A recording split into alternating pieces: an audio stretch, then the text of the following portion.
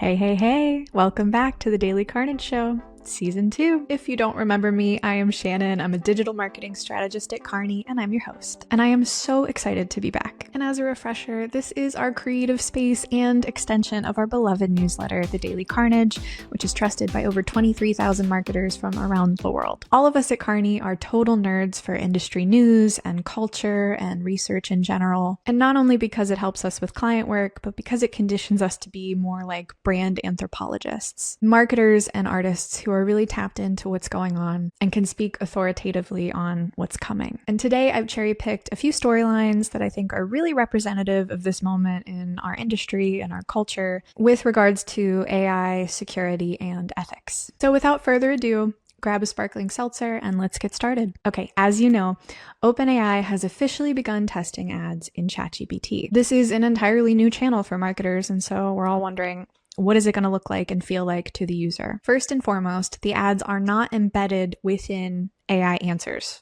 For now, at least. They're not interrupting responses or even altering outputs, and they're not being woven into the reply. Again, at least for now, they are clearly labeled and they're visually separated within a section beneath the chat interface, which means that this conversational experience remains intact and the model's natural answers are still completely independent of paid placements. And right now, ads are being showed to logged in users on the free tier, as well as the low-cost Go subscription. But if you're on a paid plan like Plus, Pro, Business, Enterprise, or Education, your experience will remain ad-free for now. OpenAI has said that advertisers will not be given access to user conversations, but instead ads will be matched based on likely relevance. And that can include the current conversation topic, any previous chats, or past ad interactions. In other words, contextual and behavioral signals are doing all of the targeting. On the user end, there are also some controls. So users can dismiss ads, they can view or delete ad-related data, they can turn off personalization, which would limit the ads to the current session only, and they can even opt out of ads entirely in exchange for fewer daily free messages. So even though it's a big deal, it does appear to be a pretty cautious rollout on OpenAI's part. Questions remain over how advertisers will respond to this new channel and how users will react with it over time. Right now, major brands like Expedia, Qualcomm, Best Buy, and Enterprise Mobility are among the first to try out the channel, but the pilot is extremely controlled. Right now, ads are showing up in just a tiny fraction of conversations, and to be a part of the test group, OpenAI has required a $200,000 commitment at least, with the premium CPM rates suggesting that this space is being positioned as a really high value media placement rather than just an online banner ad. But what I really want to talk about is the historical context and the ethics of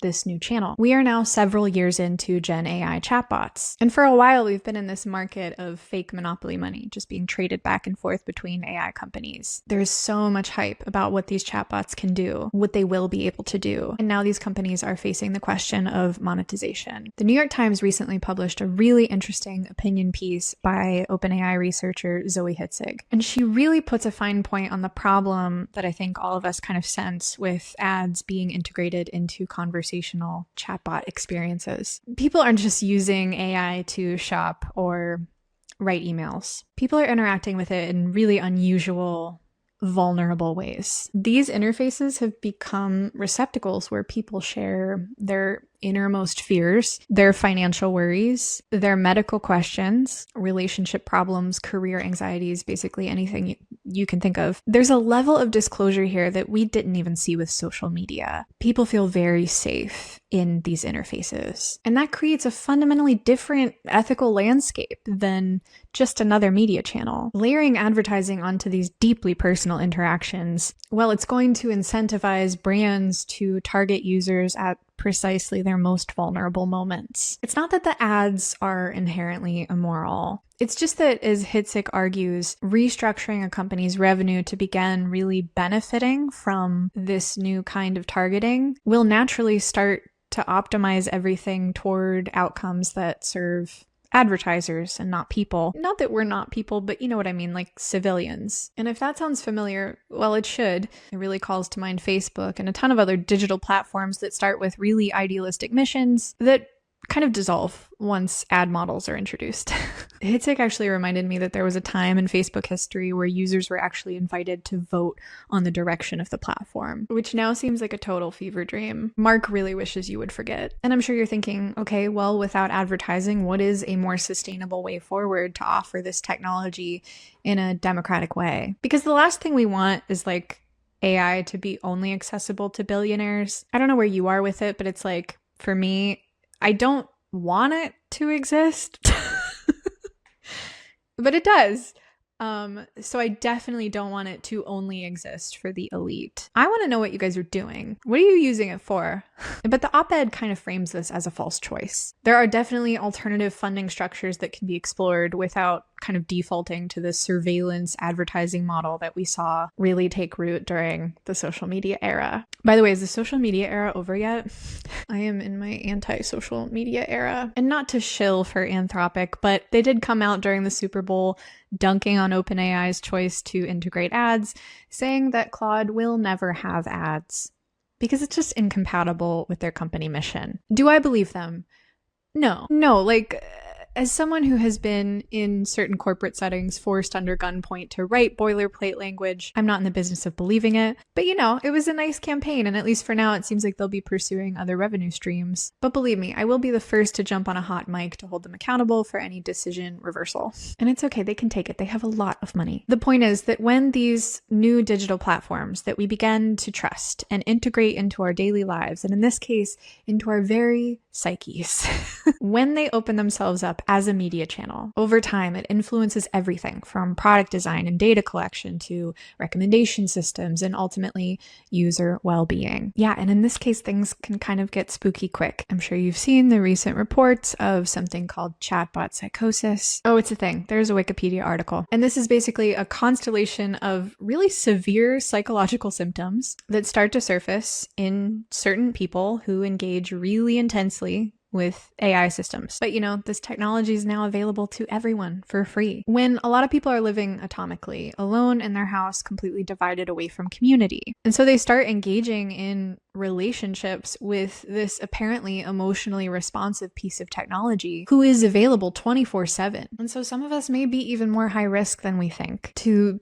begin to develop some delusional thinking, some magical thinking, disorganized thinking, even hallucinations related to AI. You can see the ethical question here. Do I think we're close to responsibly answering that question? Unfortunately, I do not. I think we see that this process takes a really long time. There's the introduction of the technology, there's excitement about the technology, and there's a serious lack of precedent for handling questions and problems and real human suffering that it causes. We are only just getting to a point where we're reckoning with the ways in which social media as a concept, for example, has really altered what it means to be a child and a teenager. And that has taken decades. It's taken decades to get to a point where a country like Australia says enough is enough. So I think it's safe to say we have a long road ahead with Gen AI. But I think it's important along the way to stop and ask these questions and slow things down. And I think it's really important that those voices come from inside the industry. I would love to hear your thoughts on this. So if you're not already a member of our Daily Carnage Facebook group, go ahead and join us there and drop us a line. But let's talk about Australia. Our friends down under recently became the first country in the world to require major social platforms to block users under the age of 16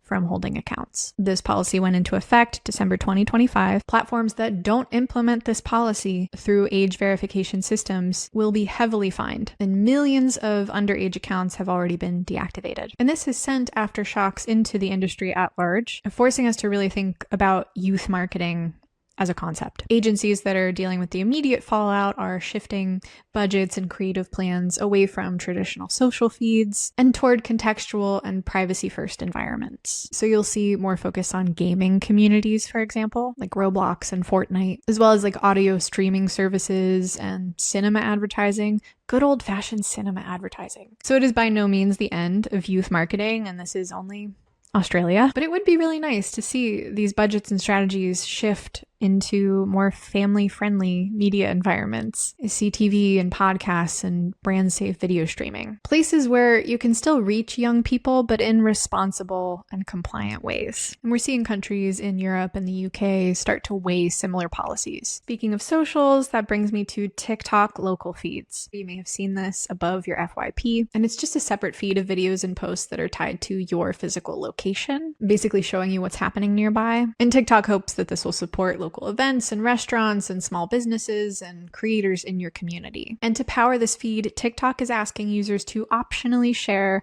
their precise geolocation. The deal is your location is off by default, but when you enable it, it will only be active when you're in the app, and again, it will not be collected until you actively turn it on. But some users have reported that even without explicitly granting permission to TikTok to use their geolocation, the local tab appears to be showing some people content close to where they live. And that has raised some concerns that TikTok might be inferring your location based on things like IP address or some other signals. And this has, of course, reignited all of our favorite debates about location tracking and consent and how much data we're willing to give up for personalized content. Children yearn to be data farmed. The TikTok says over 7.5 million US businesses currently use TikTok to reach consumers. And surveys show that 84% of small business TikTok users say that the platform has helped them grow their business, not only reaching customers beyond their local area, but connecting them more closely with the people in their community. So it could be a good thing among consenting adults. We're just gonna have to wait and see. Let's hop back to Meta. News has dropped that Meta is quietly preparing to reintroduce facial identification technology in its products, specifically its upcoming AI-powered smart glasses. If you remember, they previously shut down broad facial ID features on platforms after user backlash. This was in 2021. The backlash remains the same. If you want to supply your biometric data to Meta, by all means, but glasses can collect everyone else's biometric data, and it gets a little stickier because early reports suggest that internal communications seem to indicate that all of this was timed very strategically around a period of political distraction in the United States, i.e., a time when certain civil groups who may protest the feature may be otherwise indisposed. That's why everyone's calling this a sneaky update. The Electronic Privacy Information Center has asked the US FTC to investigate this, arguing not only the issue of consent, but the fact that this technology could expose people to stalking, harassment, doxing, all manner of harms. But this issue has been on the horizon since smart glasses came to be a conversation, and now it's coming into sharp focus. So sorry. But as for me, I am just going to stick to my good old migraine glasses. But of course, we cannot close out our conversation about consent and biometric security without talking about Ring. If you were like me, you watched the Super Bowl commercials with a mix of sort of like bored ambivalence and at times abject horror. One of those moments of abject horror for me was the Ring commercial. There's something about a lost dog. Let me bring it up. This is Milo. Pets are family. But every year, 10 million go missing. And the way we look for them hasn't changed in years. Until now. One post of a dog's photo in the Ring app starts outdoor cameras looking for a match. Search Party from Ring uses AI to help families find lost dogs. Since launch, more than a dog a day has been reunited with their family. Be a hero in your neighborhood with Search Party. Available to everyone for free right now. Join the neighborhood at... Okay, my initial reaction to this in the moment was, no. But revisiting it, you can just see that they're really trying to manufacture the lost dog problem. Must love dogs, but listen, making a lost dog poster, printing it out and stapling it all over the neighborhood is like a rite of passage. It is what it is to live in a neighborhood. Like, I'm not going to write you a poem about it, but like, we don't have to take that away. In this essay, I will not. But what I'm trying to say is that obviously, we're not talking about dogs, right? The animation of all of the houses in the neighborhood syncing up together with one autonomous blue light. No. They should have showed this Super Bowl ad to an old person, one singular old person. It would have been DOA, killed. It reminds me, a few weeks ago, I tried to explain to my 94-year-old grandmother why we had to charge the bird feeder. And she said, and I quote, "What the hell?" I was like, well, we want to see the birds through the camera. And she was like, look outside. Amazon-owned Ring has since scrapped the plan to partner with a police technology company called Flock Safety to deliver this lost dog surveillance technology. The Super Bowl ad wasn't really the announcement. This had been announced late last year that they were kind of intending to integrate Flock into the Ring system. And Flock's technology is license plate readers and law enforcement data. I don't know about you guys, but I don't know any dogs that can drive. Basically, it was a system where local police could ask Ring users to voluntarily share video clips for active investigations. But there was some widespread fear that some of those active investigations and data could be like funneled to certain federal agencies. And so everybody decided to mutually cancel the plan. And Ring has said that the integration has never launched and no data has been shared with Flock. And for their part, Ring and Flock have both denied any direct relationship and cooperation with US Immigration and Customs Enforcement. ICE isn't currently getting access to Ring footage, for example. I don't know if you could tell, but I don't have a Ring camera. And before you clock me, my interest in surveillance really does begin and end with backyard birds. But even then, it's worth meditating upon my grandmother's very wise words. Go outside, talk to a neighbor, ask them, have you seen my lost dog? Look at the birds, look at them. You guys, it's time for an ad from the past. The way I've missed these. Today, I submit to you a 1967 Corningware ad featuring the percolator with the classic blue cornflower. In the upper left quadrant, we have a sort of disappointed looking man who seems to be attributed to this quote in the hero text. It says, your husband says, quote, how come you can't make a great cup of coffee like my sister? Which is, if you think about it, it's actually really good. But things really devolve in the body text. It says, maybe you need a Corningware coffee maker like the one you gave her last year. Give yourself a Corningware coffee maker. We make it easy for you to make a great cup of coffee. No matter which one you select, make this the year you give yourself a Corningware coffee maker. Your husband deserves it. I'm just getting mixed signals from the brand, you know? Like apparently I gave my sister-in-law this percolator and now I need to give the gift of a Corningware percolator to myself. But it's not really for me. It's for my husband who's mad at me that I'm not as hot as his sister, who's apparently only making great coffee because I gave her the Corningware percolator. There's like a whole story here. It's friggin' brilliant. But you know, after a read through of this ad, I was thinking something feels familiar. We have coffee and sisters. And then I remembered the 2009 Folgers commercial. You want to talk about a microdrama? Here, just watch. I must have the wrong house. Sister? Oh, I missed you so much. They waited up all night for you, you know. It's a long way from West Africa. Oh, real coffee. He's here. I brought you something from far away. Really? Oh.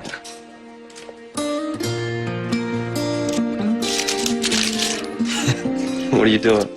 You're my present this year. The best part of waking up is Folgers in your cup. You know, everything that needs to be said has been said about the 2009 Folgers Christmas commercial. But the problem with it is the longing looks they exchange that go on like 2, 3, 4 beats. Like she looks at his mouth.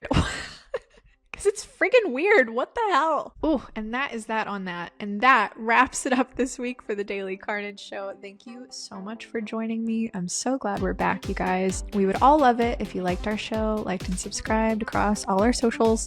And of course, don't forget to subscribe to the Daily Carnage newsletter, which goes out Monday through Friday. And we're always chatting about all things marketing in our exclusive Facebook community. So catch us there too to keep the conversation going. Have a good weekend, Carnies, and I will see you in the inbox.